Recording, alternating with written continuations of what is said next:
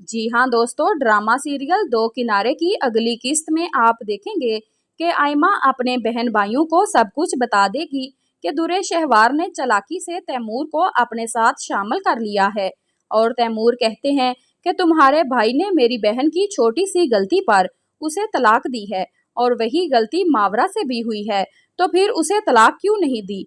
वलीद भाई, तैमूर मुझे मजबूर करते हैं कि मैं आपसे कहूँ कि दुआ को दुर्रे शहवार के हवाले कर दें, और जब मैंने तैमूर का साथ नहीं दिया तो उन्होंने मुझे उस घर से जाने के लिए कह दिया, इसलिए मैं वो घर छोड़कर कुछ दिनों के लिए यहाँ रहने के लिए आ गई हूँ। फिर कायनात कहेगी कि पता नहीं मेरे भाई की जिंदगी में मुकम्मल तौर पर खुशी और सुकून कब आएगा। फिर वलीद कहेगा कि मैं दुआ को कभी भी दुर्रे शहवार के हवाले नहीं करूँगा, क्योंकि मैं दुआ के बगैर नहीं रह सकता और दुर्रे शहवार दुआ की अच्छी परवरिश नहीं कर सकती। फिर आप देखेंगे कि आयमा की अचानक तबीयत खराब हो जाएगी और चकराकर गिरने लगेगी। फिर उसे डॉक्टर के पास लेकर जाएंगे तो डॉक्टर कहेगी कि आयमा माँ बनने वाली है। फिर जब इस बात का तैमूर की माँ को पता चलेगा तो वो बहुत खुश होगी और कहेगी कि मैं दादी बनने वाली हूँ।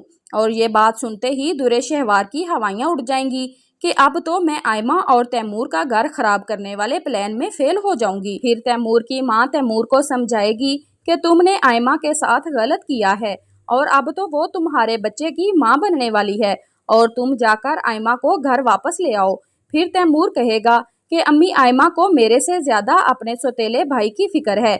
उसने मेरी इज्जत का ख्याल नहीं रखा और मेरी बात नहीं मानी, इसलिए मैंने उसे इस घर से जाने के लिए कह दिया और उस वक्त तक मैं आयमा को घर वापस लेकर नहीं आऊंगा जब तक वलीद भाई दुआ को दुर्रे शहवार के हवाले नहीं कर देते।